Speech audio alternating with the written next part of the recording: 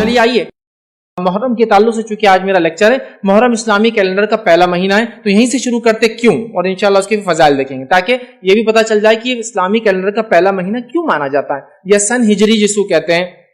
ٹھیک ہے، یا ہجرہ جو ہوتا ہے اس سے جو کیلنڈر چلتا ہے جس کو اسلامی کے مسلم کیلنڈر کہتے ہیں، اس کا یہ پہلا مہینہ کیوں ہے۔ تو یاد رکھیے نبی اکرم صلی اللہ علیہ وسلم کے زمانے میں تعداد مہینوں کی اتنی تھی جتنی 12 ہے، ٹوٹل کتنے مہینے اسلامی مہینے، 12 ان کی تعداد ہے، یاد رکھیے، ٹھیک ہے۔ اور اسلامی کیلنڈر لونار مطلب چاند سے چلتا ہے بنسبت سورج کی، یاد رکھیے، سولار نہیں لونار ہوتا ہے، جس کے اندر کم و بیش 355 دن ہوتے ہیں، یاد رکھیے، 355 ڈیز کے اراؤنڈ، اس کے اندر اپروکسیمیٹ کہہ رہا ہوں، یاد رکھیے، اس کے اندر دن ہوتے ہیں، مطلب سولار کیلنڈر میں 365 ہوتے ہیں، اس کے اندر 10 دن اس سے کم ہوتے چلے جاتے ہیں، یاد رکھیے، ٹھیک ہے۔ اور اس کے اندر 12 مہینے، اور یہ 12 مہینے کب سے؟ جب سے اللہ تعالیٰ نے آسمان اور زمین کو پیدا کیا، یاد رکھیے، ابھی کسی نے بنائے ہوئے نہیں، یاد رکھیے، یہ پہلے سے ہے، پہلے سے نبی اکرم صلی اللہ علیہ وسلم پہلے سے کائنات جب وجود میں آئی تب سے مہینوں کی تعداد اتنی 12 ہے، اور ایسے کے ایسے ہی، یاد رکھیں، ٹھیک ہے۔ اب اس میں یہ جو پہلا مہینہ جو محرم کو کہا جاتا ہے وہ کیوں، یاد رکھیں، اس کو بھی سمجھنے کی ہم کوشش کرتے ہیں۔ آئیے، تو مہینوں کی تعداد 12 جو ہے وہ 12 یوں کی تیوں تھی، لیکن ہوا یہ کہ عمر ابن خطاب رضی اللہ عنہ کے زمانے میں کم و بیش جو روایتوں کے اندر الفاظ ہے 17 ہجری تھی، ہجرت کا 17واں سال 17 ہجری تھی، تو پرابلم یہ ہونے لگا کہ مسلم مملکت اور سلطنت بہت بڑھ گئی، اس کے وسعت اور وسیع ہونے کی وجہ سے اکاؤنٹنگ وغیرہ پورے اکاؤنٹ ریکارڈ کیپنگ جس کو کہتے ہیں رکھا جانے لگا کہ یہ صوبے سے کیا آتا ہے، وہ صوبے سے کیا آتا ہے، وہ ایریا سے کیا آ رہا ہے، یہ ایریا سے کیا آ رہا ہے، اکاؤنٹس کیپنگ کرنا پڑتی تھی۔ تو ہوا یہ کہ اکاؤنٹس کیپنگ کے لیے لوگوں نے کہا امیر المومنین یہ جو ہم خراج وغیرہ جو ٹیکسز وغیرہ لگاتے ہیں اس کے لیے کچھ نہ کچھ ایک سٹارٹنگ منتھ ہو اور ایک اینڈنگ منتھ ہو، تاکہ ایک شروعات اور ایک خاتمہ ہو جس کی وجہ سے ٹیکسیشن میں آسانی ہو۔ چلیے بھائی، ایک آدمی نے شوال میں کوئی چیز لیا تو اگلی اس کی زکات کب آنے والی ہے؟ شوال ختم ہونے سے پہلے اس کو دینا ہے، لیکن کوئی سٹارٹنگ ڈیٹ نہیں ہے،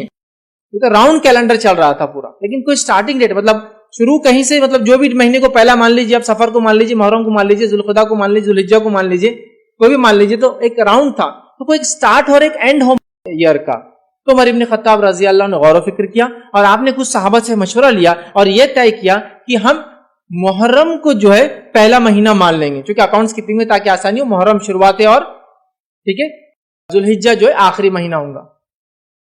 تو کیوں یہ محرم کو انہوں نے فرسٹ چنا؟ تو اس کے پیچھے جو امیر المومنین عمر ابن خطاب رضی اللہ عنہ کی حکمت تھی وہ یہ تھی کہ نبی اکرم صلی اللہ علیہ وسلم نے ذوالحجہ کے آخری ایام میں ہجرت شروع کی،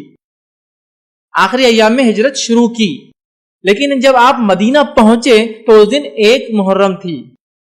مطلب محرم کی 1 تاریخ تھی۔ تو آپ نے یہ سوچا کیوں نہ ہجرت سے اسلامی کیلنڈر کو شروع کیا جائے،